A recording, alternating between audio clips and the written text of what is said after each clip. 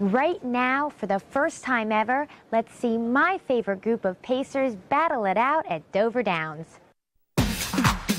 Take a look at this incredible field of pacing superstars who've gathered together to prove their greatness. You'll never see another race like this one ever again. 8 of the greatest pacers in harness racing history behind the gate moving up. Purse $200,000. They're off from the center of the track. There goes Brett Hanover out for the lead. Down toward the inside, Niatros with Cam Fella from the outside. Also moving out from the extreme outside, that's Dan Patch. Rambling Willie settles for 5th. Getting away in 6th was Nihilator. Then comes Albatross. The trailer is Single G. They move toward the quarter, and Cam Fella up to get the lead now. Here comes Dan Patch up on the outside, followed by Brett Hanover, who's back to 3rd. Niatros is racing in 4th as they come past the stands, 27 1/5. Cam Fella's got Dan Patch caught on the outside. Brett Hanover right there in 3rd. Niatros, happy we removed the hub rail here at Dover, is racing in 4th.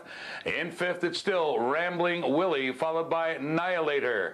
After that, the trailers are Albatross and Single G. As they move over toward the half, getting to the front was Dan Patch. Dan Patch and that Eddie Davis, they lead the way. Sitting in 2nd is Cam Fella. Coming to the outside now is Brett Hanover to go up after Dan Patch. Following that move will be Niatros. Then it's Rambling Willie on the outside, followed by Nihilator, Albatross, and Single G. Continues to trail. That half was 55 1/5 as they move midway up the back stretch. Dan Patch leads by just a half over Brett Hanover. Covered up there is Niatros. In the 2-hole, Cam Fella, followed by Ramblin' Willie, who's 3rd over. They're midway on the final turn, 3/4, 1:23 4/5. They come toward the top of the stretch.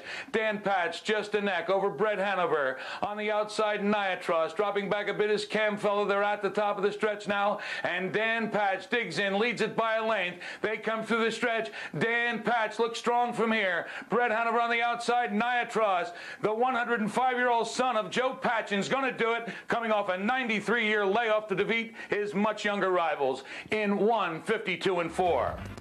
Of course, my #1 horse of all time, Dan Patch, takes the victory. Okay, it wasn't really Dan Patch, it was Pilgrim's Fiery, the ultra-tough 10-year-old who also knows how to show his younger competitors how it's done. It's alright, you can admit it. I had to go in there for a minute, didn't I?